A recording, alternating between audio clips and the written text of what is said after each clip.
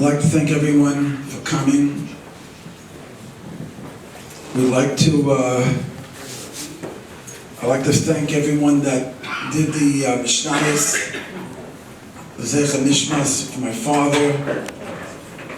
And we're going to do a Sima Mishnayos now. And I'd like to read the last Mishnah of Uksim and how I think it relates to my father.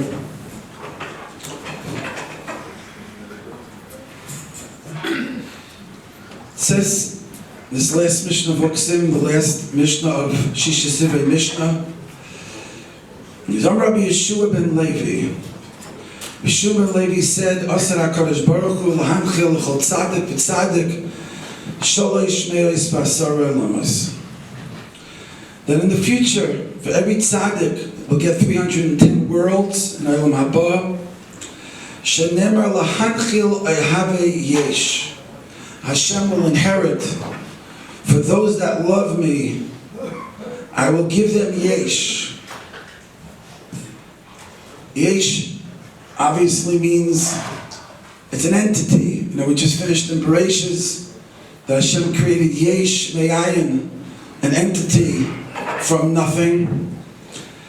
Lahanchil I have a yesh, v'yitzreisehem amale, and I will fill their storage houses. So basically the Mishnah is telling us that for those that love me, HaKadosh Baruch Hu says in Mishlei, Shlomo Melech says, we'll get yesh. And yesh is 310. The gematria of yesh is 310. We'll get 310 olamas. That's the Mishnah over here in the end of Uksim. Interestingly, there's a second part of this Mishnah. The second part of the Mishnah seems like it has no connection to the first part of the Mishnah. What's the second part? Amr Reb Shimon ben Chalafta, Lo yimatza HaKadosh Baruch Hu kli machzeh bracha liYisrael el hasholem. Hashem never found, or hasn't found, any keli that could hold blessing for Klal Yisrael. No entity that could hold the bracha that he means, the pasuk Mishnah means that he wants to give to Klal Yisrael. Only shalom. Shalom, if it's peace, people getting along with each other, I would assume it's an achdus aspect. If they're getting along, if they're b'shalom, then HaKadosh Baruch Hu, that keli, the keli of shalom, could be used to hold bracha. That's what it seems what the Mishnah is saying. Shenemar Hashem Islam Yitain, Hashem Yivarchas Amay B'Shalom, that Hashem blesses the nation with peace. These two parts of the Mishnah seem to have no connection. First part is telling us that Hashem is going to give to a tzaddik 310 worlds for those that love me. And the second part of the Mishnah says that Hashem gives bracha if he sees shalom. What's the connection between the first part of the Mishnah and the second part of the Mishnah? It doesn't seem to have any connection. Now at the Levaya, my son Hananya mentioned something that my father told over to him. He told it over to me also in the last few months. Something that my father lived by quite a lot. Something that my mother's Gesund lives by. My shviger Olav Shalom. A pretty common aspect. But my father made a point of it to me a number of times in the few months before. It's kedai to mention it again. He said that in Parshas, I think it's Re'eh or Shoftim, it talks about a Navi Sheker that will come, a false Navi will come. And he's going to come to you and he's going to come to test you. If you love Hashem. And what is he going to do? He's going to try to convince you to serve Chas v'Shalom Avodah Zarah, and you should listen to him. And he's there to test you if you love Hashem. This is the pasuk says. And then the pasuk continues, you should keep the mitzvahs, and you should go in the ways of Hashem. That's the pasuk says.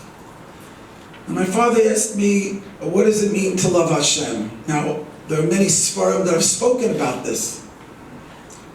He says, but in practical point, I mean, you can't really give HaKadosh Baruch Hu a hug, you gotta love him, what does it mean? So he said to me like this, he said, the next pasuk tells you what loving Hashem means. So the next pasuk says that you should go in his ways. And Rashi says that just like he's Kaiver Mason, he's Goimel Chesed, he's a Rachaman, so you should also, V'alachta b'drachav, you should go in his ways. And my father said, what's the connection between these two things?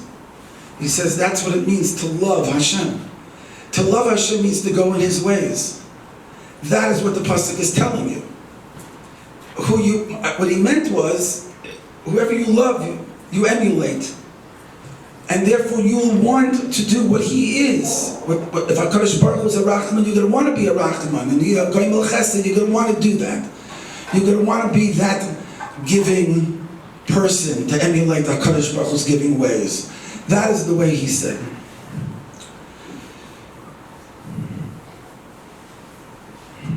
And so, I was thinking that that could be a connection between the two parts of the Mishnah. That the pasuk says, "Lahanchil ehave yesh," to give over, lahanchil, to those that love me. Yesh. What do you mean those that love me? According to what my father explains, it's v'alachta b'drachav, is to go in his ways. If a person is living his life that way, and he loves people, and he gives from what he has, and he gives his machshavas, and he gives his thoughts, then that is shalom. That is called shalom. That is called getting along with people. When it talks about HaKadosh Baruch Hu did not find a kli machzor brach Yisrael, only shalom. What is shalom? Peace. It means that you're getting along with people getting along with each other. You forgive somebody else. You eliminate the I. You eliminate the I. That's the only way to have shalom with people. I can tell you that in my life, I don't think I ever heard my father once say I want this, or I believe this. I was thinking about in the parsha where it says Nasa Adam, where Rashi explains that really Nasa Adam is Chas v'shalom would be misleading to them, and people could learn incorrectly. Let us make man. But nevertheless, HaKadosh Baruch Hu felt that was necessary, that lesson of the I, of the ich. The only time I ever heard my father say ich, I, when he would say over Dvar Torah to me, and he would say, Chmiel, it's Egena, it's an Egena pshat. That's the only time I ever heard him say I. Otherwise, there was never like, I want this, or I believe this. Never heard that. And that, I think, could be the connection between both parts of your I have a. I was thinking, what is the root? What is the midah that you need to have to be mavatal the I? To have this shalom, to have this, to be I have a, to follow the ways of shalom. What is the midah? What do you have to be? I saw an unbelievable Chaim. The Chaim writes in this week's Pasha, Nayach ich sadik tamim. What does tamim mean? It doesn't mean sadik tamim. It doesn't mean sadik tamim. The Torah Tamima says that the truck doesn't work out. It says, Nayach ich sadik kama tamim. And also, it can't be tzadik tamim. Tzadik tamim is masha, a complete, unbelievable tzadik. That wouldn't work out with both pshatim of the Rashi. Rashi says one said he wasn't so unbelievable, this dar, that dar. What's the tamim? The Chaim brings down an unbelievable Gemara in Avodah Zarah, Vavam and Aleph. And the Gemara says over there, what is tzaddik and what is tamim? Vavam and Aleph says tzaddik ben ma'asav and tamim b'drachav. Tzaddik in actions, which is obviously mitzvahs, Torah learning, and tamim b'drachav, by going in his ways. Rashi writes over there, what is tamim? Shafal v'anav. Shafal v'anav is tamim. According to the Rashi, and Davav Aleph, he's saying that's tamim. That when it said that Noach was tamim, it was anav. And that Chaim writes that that Noach had the right not to be an anav. He says because he was b'dayreisav in his dar, the Chaim says it was all raw, bad people. He could have had a different attitude. He quotes a pasuk in Shmuel Beis. Pasuk in Shmuel Beis says, "Im chassid tischadod," with a chassid you should be acting that way with him. "Im gibar tamim titamam," with a strong tamim person, wholesome person, you should be the same way. And then it says, "Ve'im ikesh titapol," with a cruel person you can be tough. So he says, really, he didn't have to be a tamim b'dayreisav. But nevertheless, even in that dar, he was still tamim. He was still anav and shafal, even though he was around those people. And I believe that that's really was underneath everything my father's midah of anivas that allowed him to be able to not only be makabel what other people have to say in learning and thoughts and everything, but his willingness to share what he has and to help others, that has to be from a bittul of the eye, bittul of the ich. His Rebbe was Rav Moshe Nijinsky. Most people today might not have heard of him, but he was, together with Rav Henkin many years ago, Zatzal, Rav Henkin Zatzal was with head of Ezra's Torah. And Rav Moshe Nijinsky was in Rosh Hashiva in Europe. He came here, and everything that he learned from Rav Moshe Nijinsky. Everything. And their whole life they lived. I met him when I was younger. We're talking about the epitome of a gadol. And Moshe Ya'anav Mikol Adam, this Rav Moshe Nijinsky, his whole atzmius was that anivus. And it was brilliant. I think my father picked up on that and went with that in his life and taught that over to our family of how you have to be with other people, welcoming other people, sensitive to others, what you have to say, what you shouldn't have to say.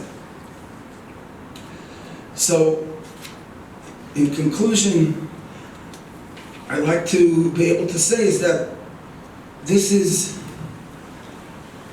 one midah of what I feel that my father, and whoever met my father knows what that experience was. If you met him, if you met him on the street and he told you a vart, and he wanted to hear what you had to say, and he was makabel from you, this is all part of that bittul of the ich, of the anaychi.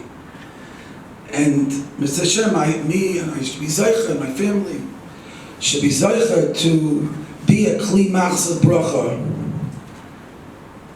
for our family and for Klal Yisrael. Hashem Islam Yitin, Hashem Yivarach Hasamei B'Shalom, like we do now with Siyum. Hadran Alach Shishis Yiv Mishnah, Hadran Alach Daitan Alach Shishis Yiv Mishnah, V'Daitan Alon. Was es not Shem Yinach Shishis Yiv Mishnah, V'Lois, es not Shem Yinlon, Lo B'Yam, Hadem, Lo B'Yam Adasi. Rab Nan Yinalin, Jews Rast, B'Kim B'Yam, B'Yisavli, Nachdan, Abtzas, Enokim, B'Yis Yisrael, Kom Yidish Mechlum, Desir Sech L'Shma.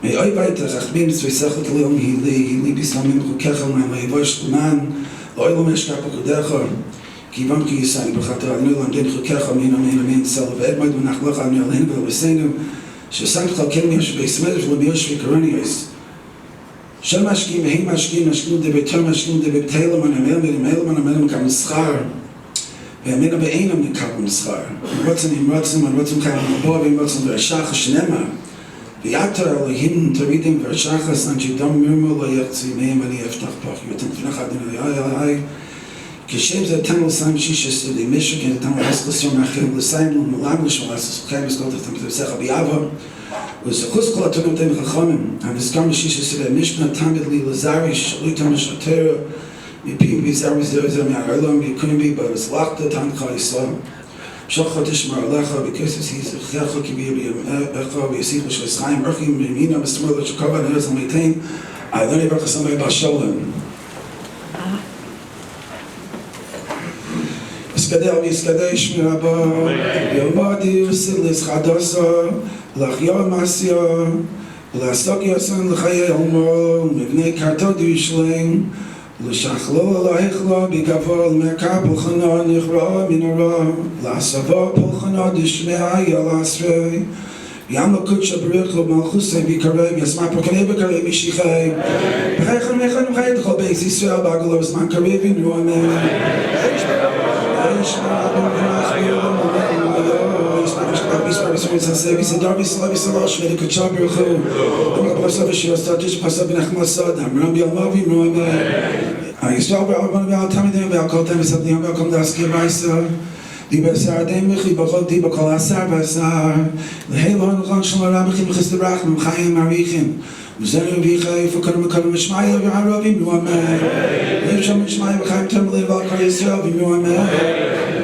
Yasa Shalom Ava Yasa Shalom Aleinu V'al Kol Yisrael V'imru Amen.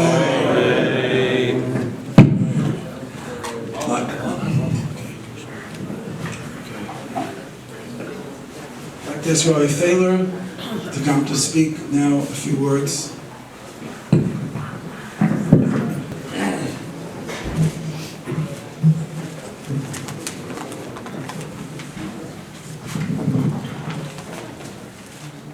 My connection with Reb Chaim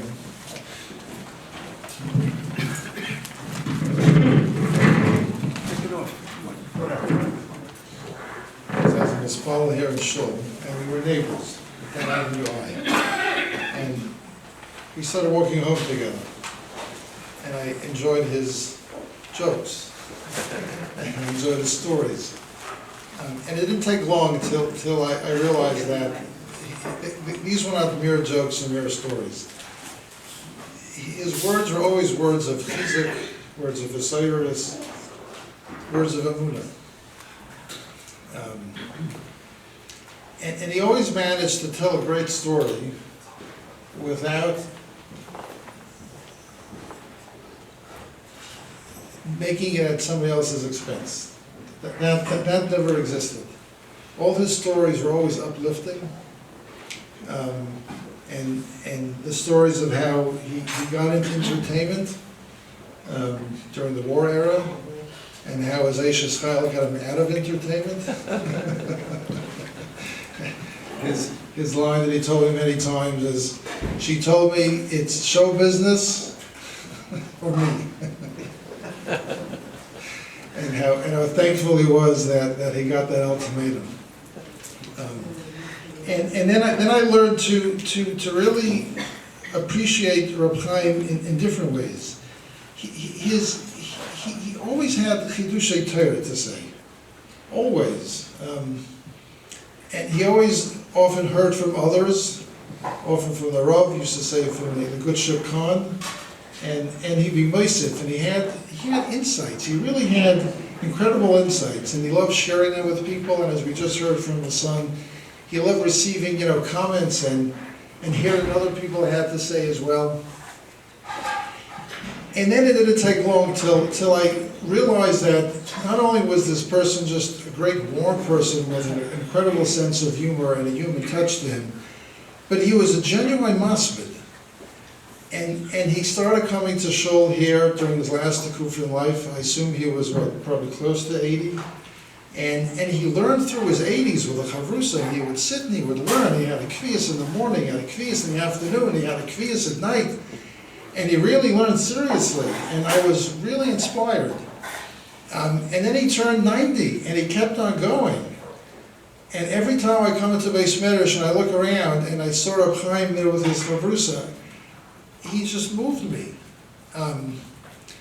He was an incredible individual, and there's a Rambam which I guess came to mind thinking of Reb Chaim and his Yigiyas Satire and his Asmara Satire into his later years, literally his later years. And I just had a thought in the Rambam which I'll share with everybody. The Rambam in the beginning of Hilchos Talmud Torah says, "Kol Hashmi Yisrael Chai b'Talmud Torah." Okay. And then he goes through a list of people who you may think would have some type of exemption from learning. And he says, no, it doesn't exist. And he goes through a list. Ben Oni ben Oshir. I think we all know there's a famous Gemara that says, Hill is Machayev Ashir, Hill is Machayev the Aniyim in learning. Rabbi Loza ben Chasma is Machayev the Ashir in learning. But then he continues the Rambam, beyond the examples that the Gemara gives. He talks about Ben Sholem Begufay, Ben Bal Yisurim, somebody who's well and somebody who's not. Ben Bocher, Ben Shoy, Zokin Godel Shetashas Kaifai. This, knowing Reb Chaim through his last Tekuf in life, these words in the Rambam really resonate. He was old, and he got older, and he got a little bit weaker, but his limud of Torah was such yigia. It just gave me incredible inspiration. And then he goes through additional examples. The Rambam, a poor person, and they all need to be kaveya zman for learning. V'yom v'layla, and the Rambam brings the pasuk v'yisa v'yom v'layla. And the Rambam goes out of his way to say, don't belittle the learning of people who may have preoccupation and physical limitations.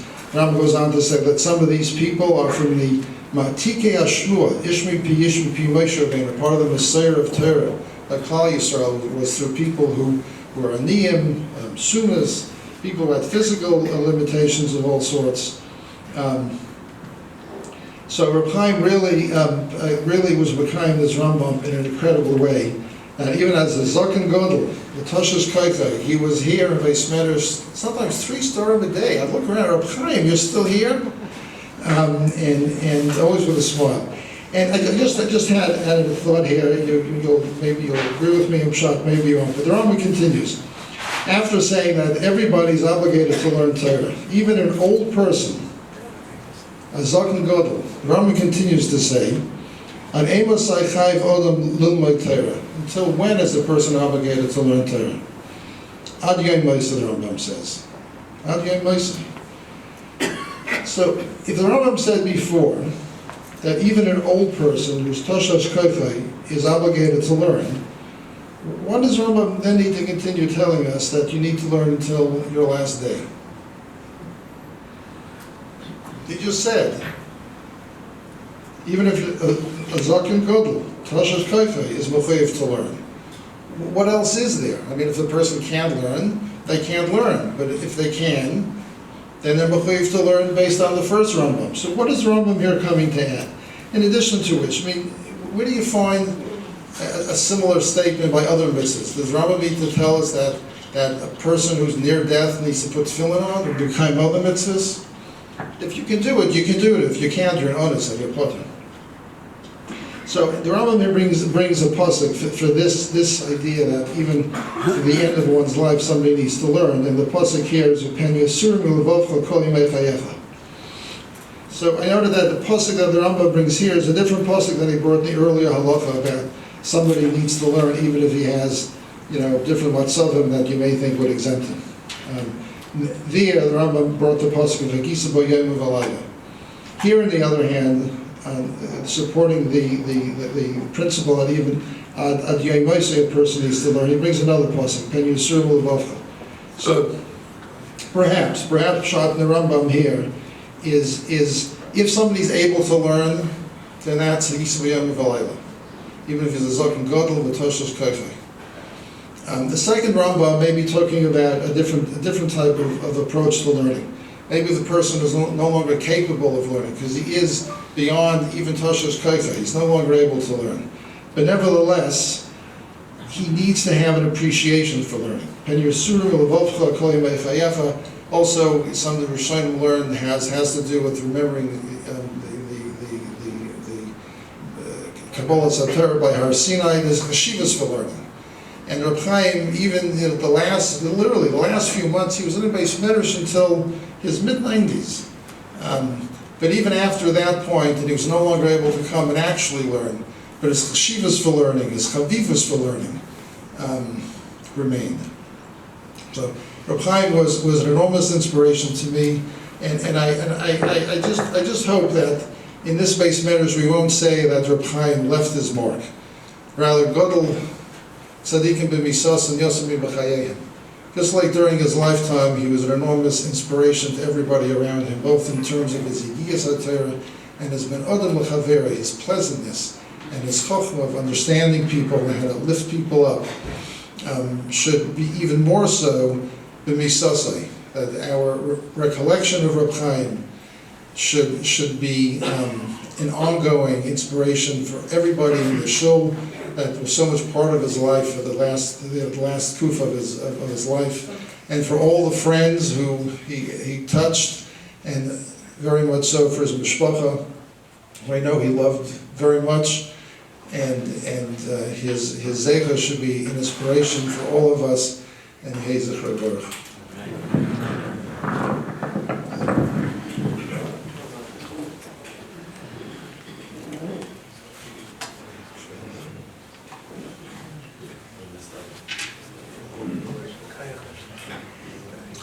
I'd like to ask my son, Eliezer, to come up now to speak.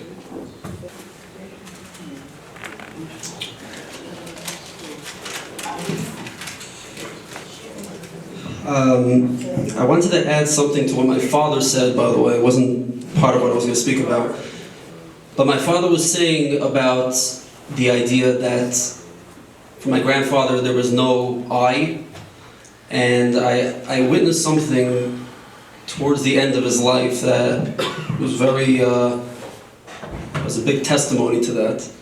And when me and my wife came to the hospital, I don't know, it was a few weeks. It was a few weeks before he was nifter, and he was in and out, obviously, but he was still able to talk. It was the last time I was really able to have somewhat of a conversation with him. So he said, I don't know, I was talking to him about, I forgot what it was, I was just talking to him about random things, but then I was just talking to him about his life, about that he's a hero, about everything he's done and everything he's accomplished. And he kept on saying, and he was struggling to say it. He said, not me, not me. He says, oh, my wife. He kept on saying, and I was keep on trying to sell him. I'm a salesman, so I was trying to sell him the concept that it is you. So he kept on saying, no, not me, all Bubby. So I just that same concept of that he was not there was nothing about him. He always gave it over.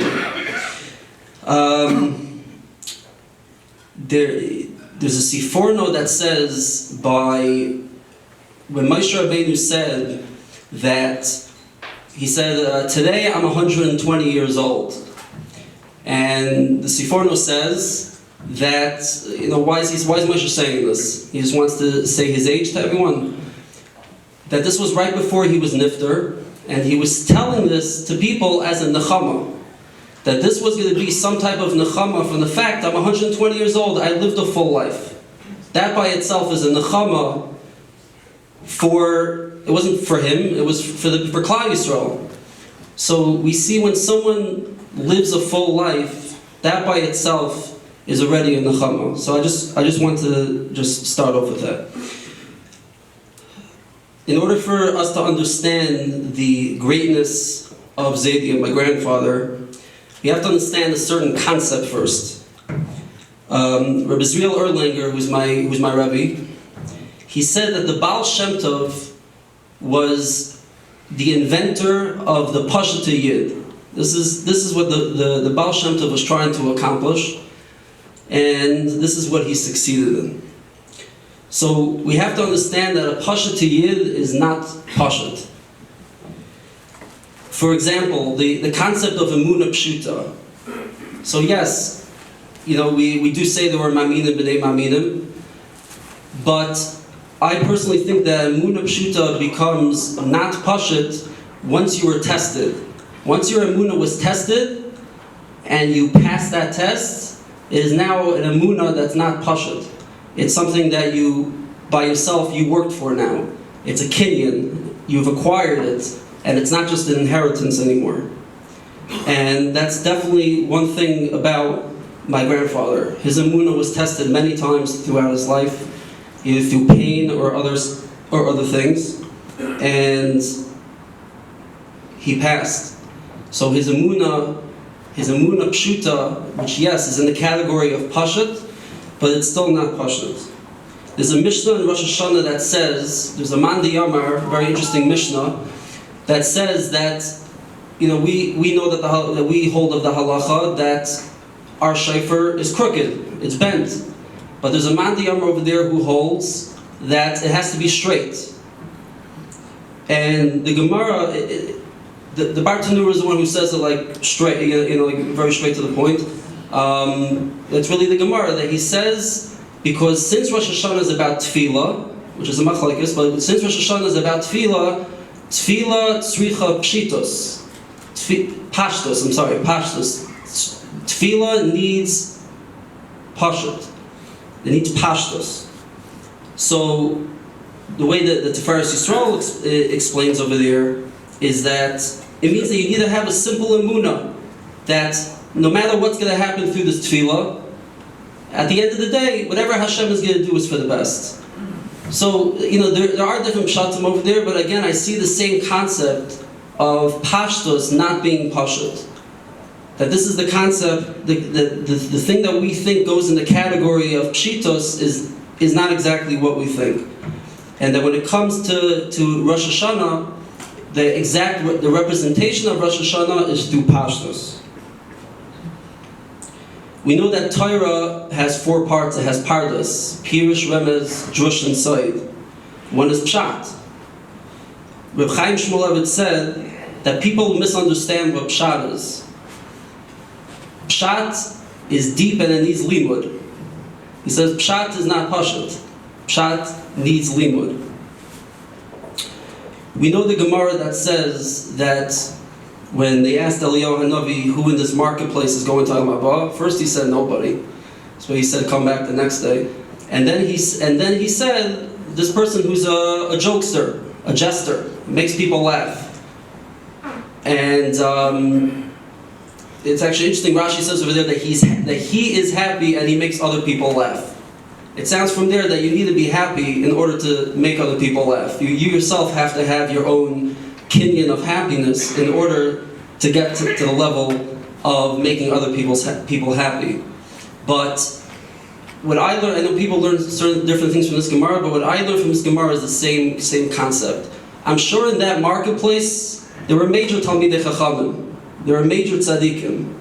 Now obviously Kol Yisrael Yishachel Kamabah, but Eliyahu Hanavi says this is one person I could guarantee. The person who's going to make other people happy. That I define as pashtus.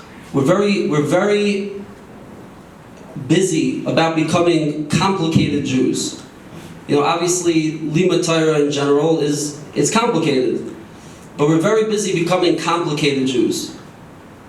So, this is the concept. The concept is again pashtus. We even see when it comes to music. Shlomo Carlebach was the inventor, he was the expert in simplicity in his songs. Everything was simple, and you see until today that his songs last. That it's his songs that for some reason talks to people's neshamas. You can have someone who's completely off the derech, and somehow Carlebach is still speaking to them. Somehow the same simple nigunim with today, with all the music that comes out today, which is supposedly complicated, or like my Rebbe says, is noise, they're still attracted to the pshitos of Carlebach. So now we can understand the greatness of my grandfather. His musar, like my father said from Moshe Rajinsky, was simple and straight to the point. I used to go to him a lot in his later years, and on Sunday, and used to speak with him, and I always felt things that he would say over to me, I'm like they're pashut. Like, I always thought, like, okay, let's get to the deep things now. Let's get to the deep things. And it made me only realize, I was realizing this towards the end of his life, that the greatness was in the pshitos. That the greatness is the fact that, yes, you could say, oh, this is gaiva. It sounds like, the brisket talmidim may not be happy about it. They may be looking for a chakira, but it's pshitos. It's gaiva, straight to the point. So he also, every small dvar Torah or piece of Gemara, he had such a geschmack for. He was attracted to emes. It didn't make a difference to him where the emes is coming from. It had to do with, are you presenting emes or not? And sometimes he would sit there, and again, in his later years, it would be harder for him to think. It would be harder for him to really go through a cheshbon. But you see, and there's so many times, and just coming to me now, that I would say something to him. A lot of times it would happen on Yom Tov. That I would say something to him. I'd say Gemara. He's like, oh, what are you learning? So I just said Gemara that I learned. And he said, okay, try to explain it to me. So I explain it to him. I say it to him. And you see, he's thinking whatever. And then, whatever, we would leave, and he's going to the other room, and he's still thinking about it. And he comes back to me 2 hours later, and he's, about that Gemara, I'm not getting it. What exactly is this? And this is all, besides the fact of the Lefum Tzaira Igra that he was accumulating, it was just in aspect of an attraction to emes. He just wanted to know. He didn't care where it came from. And that's all in the category of pshitos. He also said all the time that, obviously he used his humor to make people happy, and he one time told me this line, and I still remember. I think I said it to my father, that he says, "I get my oxygen from people." He says, "I get my oxygen from people," and it's an amazing thing is that he got a geschmack from talking to a crossing guard, saying hello and talking to a crossing guard for 2 seconds. That gave him his oxygen through the day. It didn't make a difference if you were a Jew or not. Obviously, there's a special attraction to a Yid, but the concept of he's here for other people, the fact that someone who gets his oxygen from other people means that he's in this world. He feels like he's here for other people, and someone who's able to utilize his humor to be able to accomplish that. And aside from this was his unwavering emunah. I mean, he went through a lot of pain in his life, and I never once heard him complain. And that's something that Bubby has herself also. I've never heard any of them complain about anything throughout their life, and this obviously is back to that emunah pshuta that they made it into something which is godless. I learned so much from him, but the most I learned from him is what it means to be a Pashat Yid. That's what I wanted to say.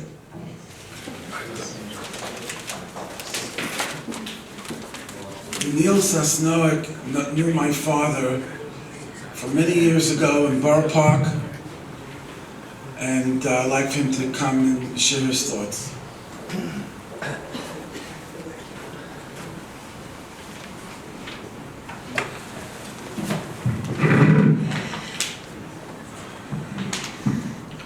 Rishus the Rav, the entire begun family, all the assembled family and friends. I should preface my remarks by saying that I was already struggling with the thought of joining tonight's group of Maspidim. Yes, I met Chaim and his wife Vivian, so sie sein gesund und stark, in the mid-1980s.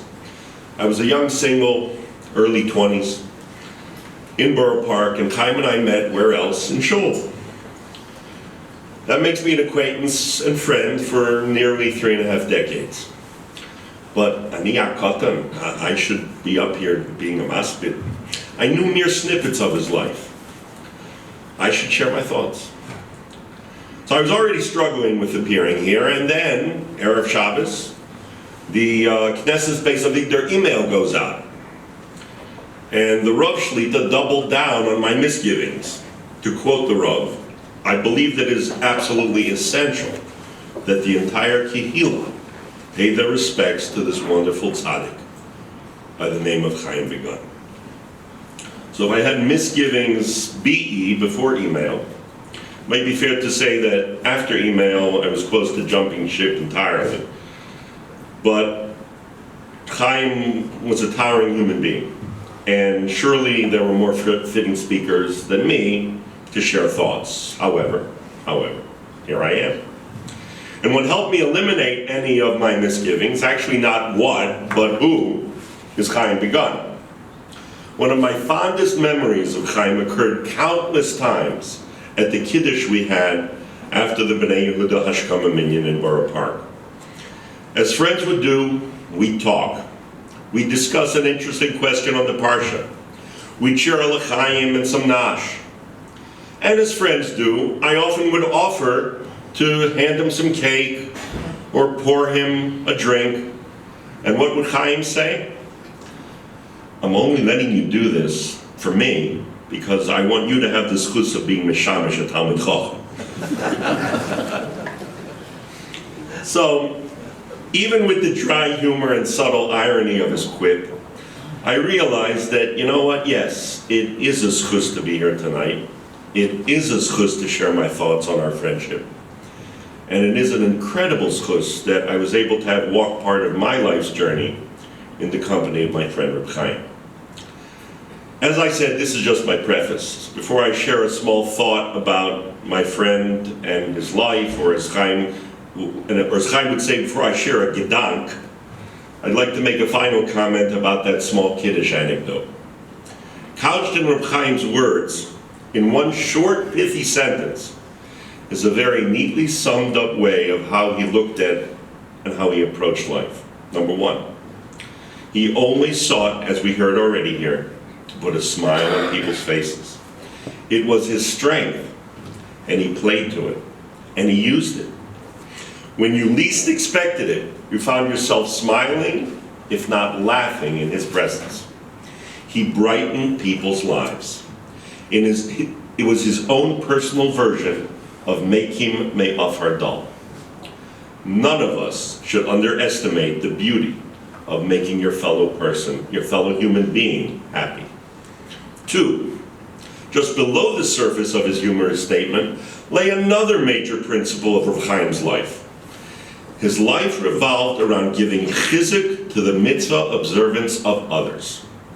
He may have jokingly said, I'll let you be mishamish a Talmid Chacham, but what he was really saying was, there's incredible value in you having kavanah for a mitzvah in everything you do, even in pouring someone a drink. For Reb Chaim, it was never just about his own growth. He always looked out for the growth of Yenim, the other one. Three, a little bit more deeply hidden in his quip, is the incredibly important message that he always stressed, certainly to me. Humility is a wonderful thing, and we've heard about his anivas already this evening. But self-esteem matters. If his joke, and joke of course being in quotes, was that he was a Talmid Chacham, he was really saying, hey, thank you for doing for me, because I really do matter. And knowing him like I do, what he really wanted to convey was, if I matter, you matter. We all matter.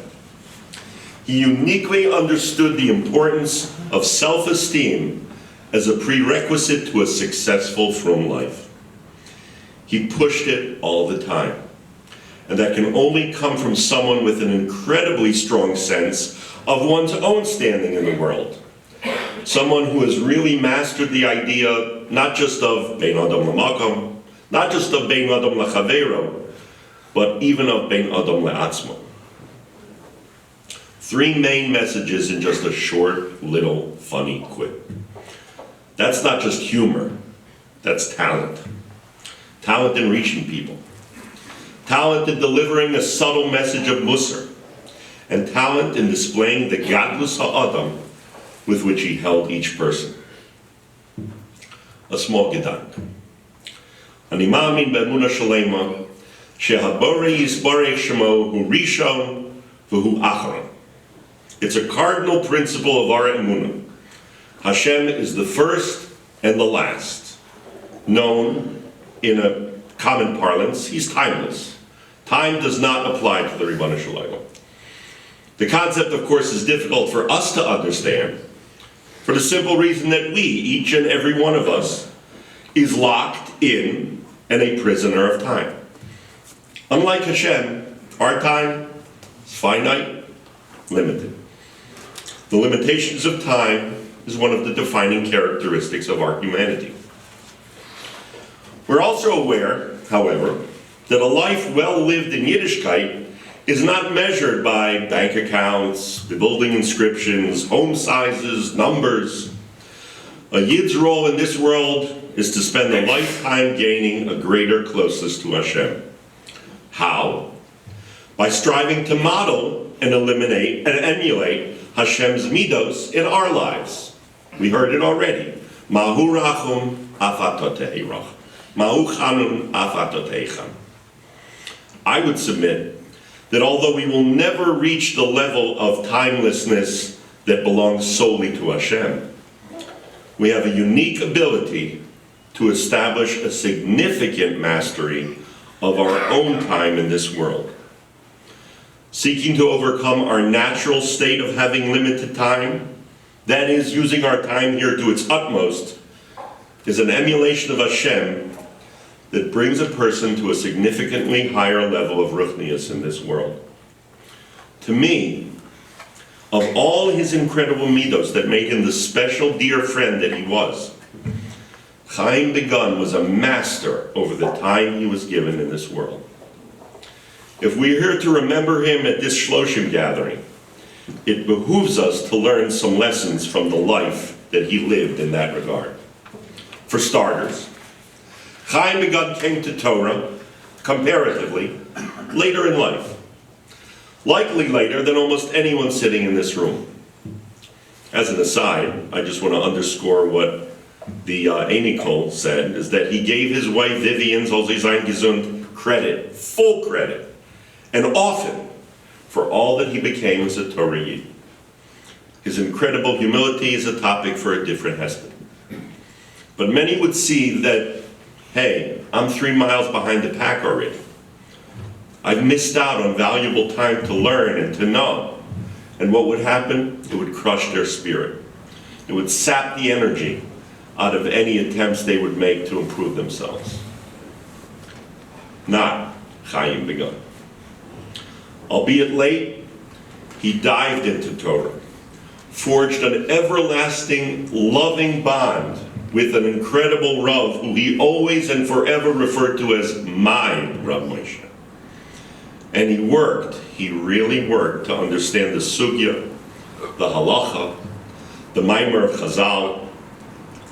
I had the privilege of learning with him here and there for a time. For Chaim, the Iyun was Bikiyus, and vice versa. Time, for him, time in Torah was time well spent. And there was no discussion on that point. I am not surprised to hear from Rabbi Thaler that, yes, he was in the base medrash at all hours, morning, noon, and night. That was how you learned for Chaim. And for that, he had as much time as it would take. He had a keen understanding that the here and now is the only preparation that's worthwhile for the timelessness of the Yom Shekulo Shabbos. It's no accident, by the way, that after the stress of a full move from Borough Park to Flatbush at an advanced age, Chaim needed to find both a shul and a rav. That he found this shul and this Moira Da'asra and formed a kesher shel kayoma with both. That kesher gave him and his Rebbetzin renewed chiyus. This, of course, is a 24/7 Makom HaTorah. It is timeless, as the Rav Shlita so often states. And he also states it provides inoculation for the Avenue J outside. Where else would Chaim go to reestablish a connection with a tzibur, a Rav, and a mentor? Also, when he met someone, he got to know them. He asked pertinent and relevant questions. And yes, that takes time. But once you understood his incredible love for his fellow man, and I agree, both Yid and non-Yid alike, his vast understanding of the personality of his friends, you realize that here was a chaver that really had taken the time to know me, to understand me, to care about me. As the Rav Shlita mentioned at Nila just a few weeks ago, we live in a society of time wasters. And when time isn't precious to someone, one of the unfortunate results is a tragic zilzal of one's fellow man. We see it, unfortunately, all the time. People sitting in restaurants or shiurim engrossed in their tech and ignoring the person sitting right across from them. Family members walking with children, yet oblivious to the kids in favor of a 4-inch screen. Not Chaim begun. He took the time to know you, to really know you. And that's one of the best marks of a true friend. And that took time. Transcending time again. As I shared, we met when I was in my early 20s. Chaim and his wife could easily be contemporaries of my own grandparents. Close to 4 decades separated us in age. But that's just a measure of time. A measure that didn't mean much to Chaim and has little relevance to forging a chaverschaft, a dear, dear friendship with some young single guy who happened to daven in the same minyan as him. And finally, mastering time means that when Chaim did give a shtickle musar to you, which often was simply his insightful, objective read on someone else's situation, he never did so without a careful, gentle approach. It nearly always began with him leaning in a little bit closer to you, holding your hand. How often are any of us zoicha to experience such an unspoken message of love from merely, again in quotes, a friend? He took the time to make sure that you were receiving his love and then his message. To experience Chaim was the embodiment of Yaakov's opening statement in Chorah. Achai me'ayin atem.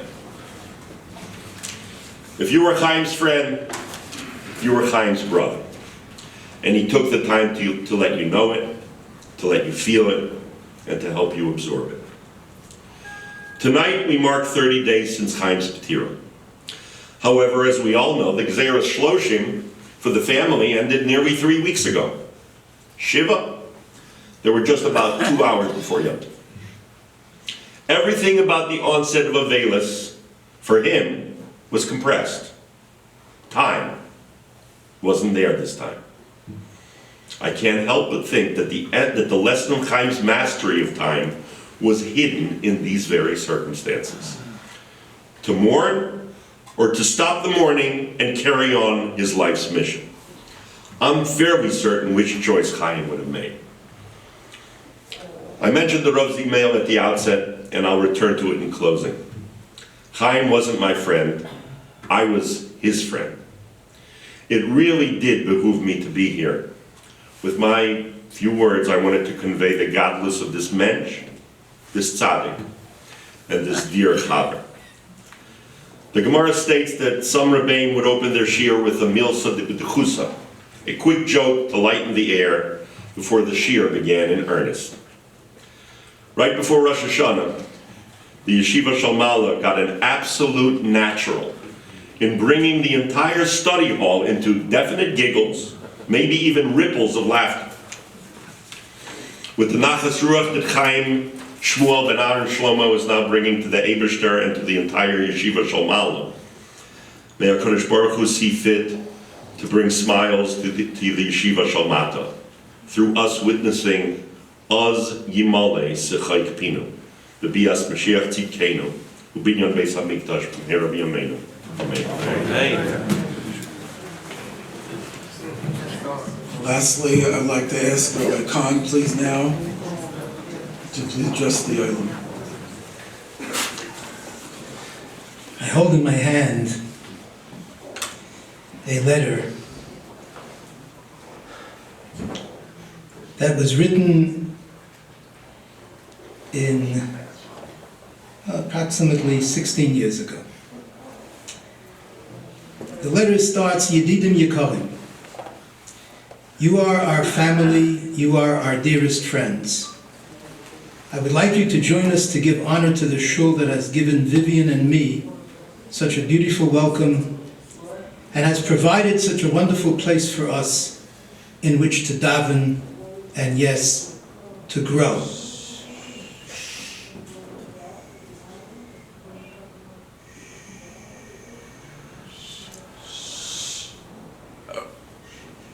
We came from Borough Park more than 10 years ago, and from the beginning we were welcomed with warmth, kindness, and concern. We felt so at ease, so much part of the Kehillah and so close to the Rav, that it was as if we had been in the shul for years. In fact, we had barely arrived. Now, 10 years later, we are from the senior Mispalalim. I acknowledge the covet that they bestow upon me daily and the inspiration that this shul provides me to keep growing in Yiddishkeit. I feel the wonderful opportunities of sharing with others Torah thoughts and insights, which could only come to me because I was inspired by this holy Mokom Torah Utfilah. Now that this shul will be moving to a new home, great and beautiful, your participation in its growth is all the more important. So please join us in the dinner, Isru Chag Shavuos, June 4th at 8 p.m.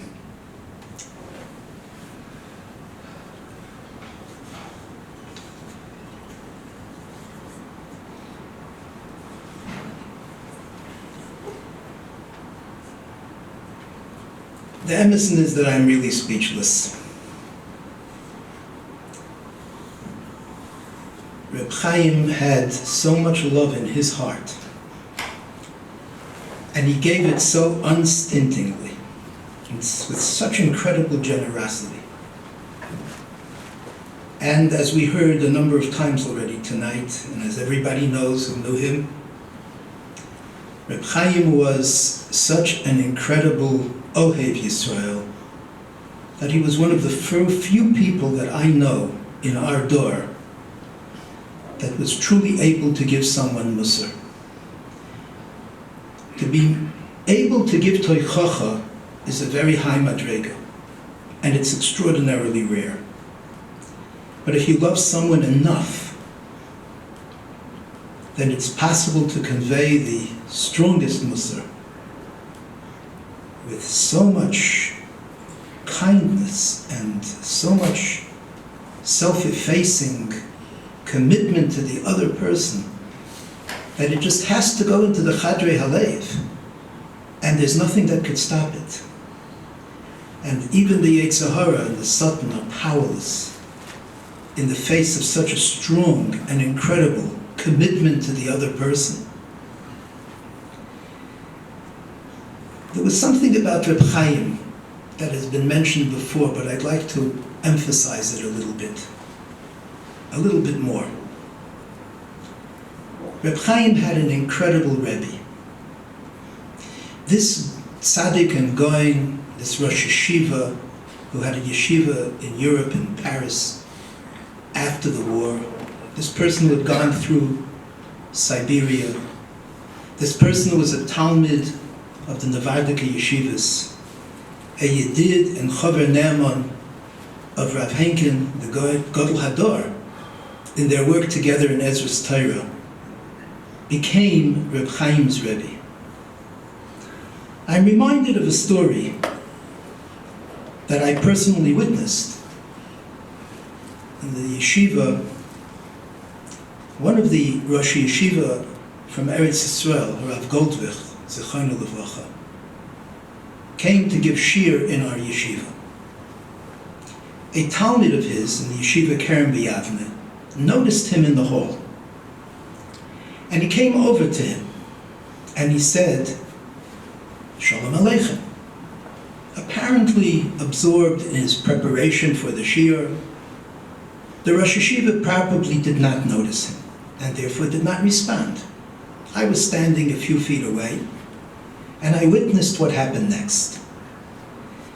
The Talmud was perturbed, but he didn't let go.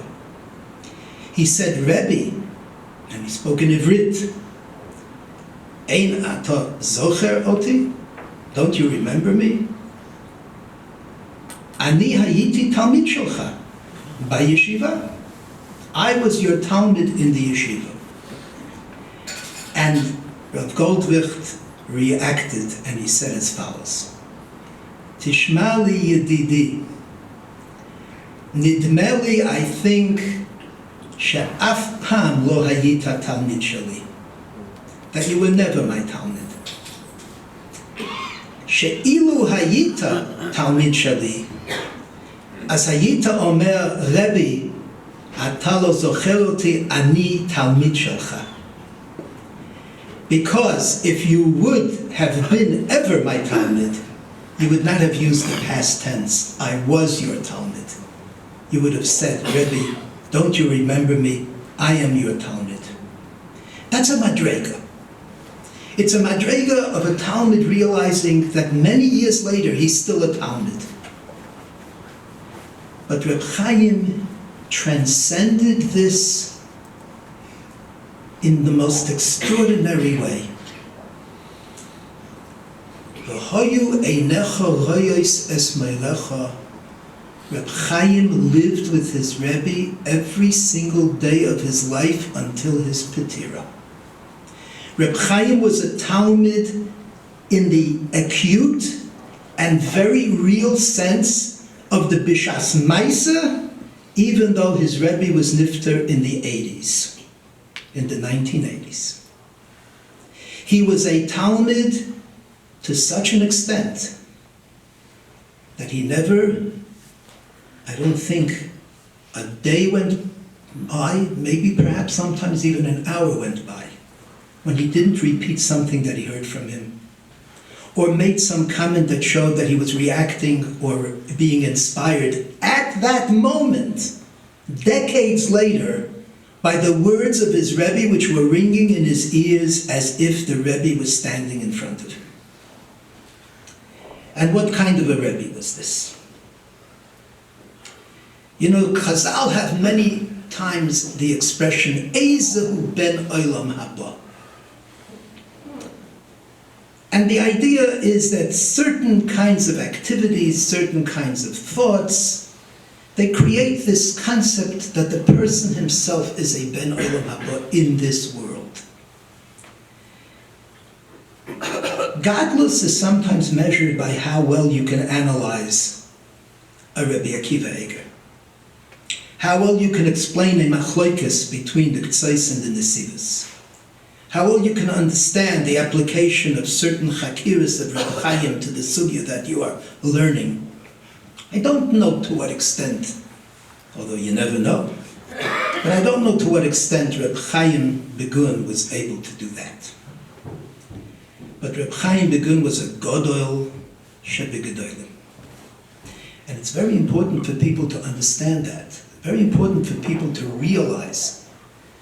And that's maybe part of what the pashtus that we heard so beautifully before from the Einikel is all about. You see, certain people can reach madregas that only Gedolei Olam can reach. And one of those madregas was this acute understanding that this world is a preparation and nothing more. You have to be a very big Baal Madrega. You know, it's a remarkable thing. Today I was learning with the Talmidim in the Agra de Pirka program. This morning, close to 100 people are listening to me say over a very unusual Hadar Zakenim from the Balei HaTosfos. The Pasuk says that HaKadosh Baruch Hu pays back Mishalim the son of Panav Lahavidoi. He punishes them immediately to bring their destruction. But it doesn't say he punishes them. He says he pays them recompense. He pays them. He rewards them. So there's room for understanding this idea in two opposite directions. And there are a number of Mefarshim that explain this pasuk, very choshev Mefarshim, and Midrashim, that explain this pasuk, and they say, HaKadosh Baruch Hu gives the Rasha his entire reward in Olam Hazeh, so that his punishment in Olam Haba will be complete. So that his Gehenna is absolute. So he gives the Rasha for anything that he did good, any possible Davar Toiv that he did in his life, he pays him back in this world, which payment is very, very inferior to the compensation in the world to come. Comes along the Hadar Zakenim, and they say something incredible. He says, whoever interprets this in this way, that Mishalim, the son of, pays him back in this world, La'avidoi ba'olam haba, is not doing us a favor. He's actually machzik yedei ha'ro'im. He's encouraging the Rishayim. Why? Because sheyomru rak shalom yiyeh b'yameinu u'ma lonu b'meh sheyiyeh la'achareinu. Who cares what will be? Right now I'm enjoying life. Right now things are good. Right now I am eating from the fat of the land. It's worth it. That's an incredible thing. So you think that you have to be a real Rasha to have such a hasaga, but it's not so. Most of us live our lives, I don't mean us, I mean your average person, sometimes even who consider themselves religious. Most of us live their lives, most of us live that life with a very, very strong understanding of what Olam Hazeh is, and it's all wrong. Because they think Olam Hazeh is to enjoy and to live and to be powerful and to be capable and control and gain and build and have fancy things and fancy houses and fancy cars and expensive vacations. And that's it. And the life that they lead, you'll ask them, what do you believe in? Do you believe in Olam Haba? Of course I believe in Olam Haba. Do you think I'm an apikoilis? But how do you live your life? Ezu ben Olam Haba. There are very few ben Olam Habas. There are very few people who in the lives that they lead, you see the prosdar that leads to the traklan. You see that we're in a foyer. You see the Chafetz Chaim's emphasis. When he told the fellow who asked him, where's your furniture? You're such an Adam Gadol, so famous. Where is all your furniture? Your rickety furniture is all broken. It's full in pieces. There's nothing here. And he said to him, where's your furniture? He said, I don't have any furniture here. I live somewhere else. I'm staying in a hotel.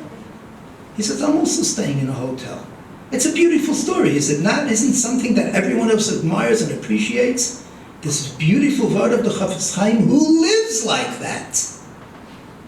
Ezu ben Olam Haba. Remarkable thing about Reb Chaim is that he had a Rebbe who taught him and was continuously, Yoimam v'layla lo yishbaisu, teaching him how to be a ben Olam Haba. It's the most incredible, incredible thing. There's more things that I wanted to emphasize. I don't want to keep the olam. You can speak about Reb Chaim for days, and it would be kedai. There's a pasuk that we paraphrase in our Bikas Hamazon. V'nimtza chen v'seichel toiv be'enei Elokim v'adam. It's appropriate. Noach matza chen be'enei Hashem. But the pasuk really is a commandment, not we will find, because that's asking HaKadosh Baruch Hu to help us. Give us Chaim in the eyes of others. Give us Chaim in your eyes. Give us that siyata d'shmaya. But the pasuk in Mishlei is a commandment. U'mitzah Chaim v'seichel tov be'enei Elokim v'adam. It's a commandment to seek it out, to make it happen. The one word that describes Reb Chaim most is Chaim. You know, the expression to know him is to love him. He was so incredibly charming.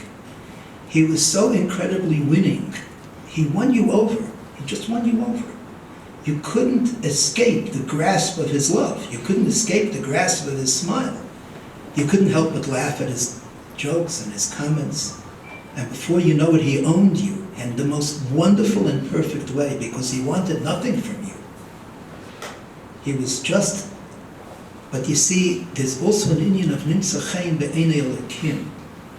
You know, HaKadosh Baruch Hu loved him. No question about it. There was a certain kesher that he had with the Eibishter that was patent, it was obvious, you could see it on the surface.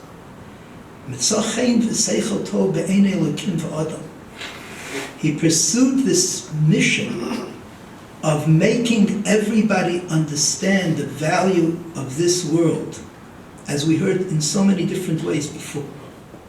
He also gave us the understanding that it's not about me, as we heard in so many different ways before.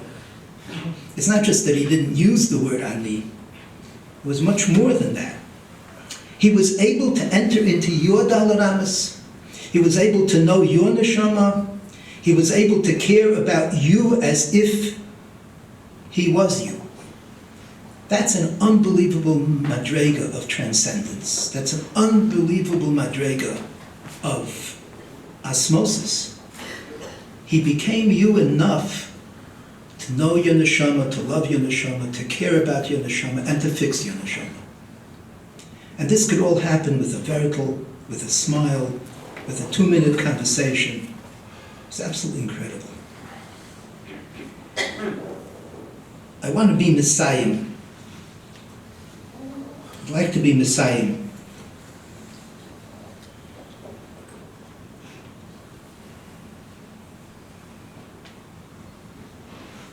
From the very beginning tonight, we heard about his incredible Avos HaTorah.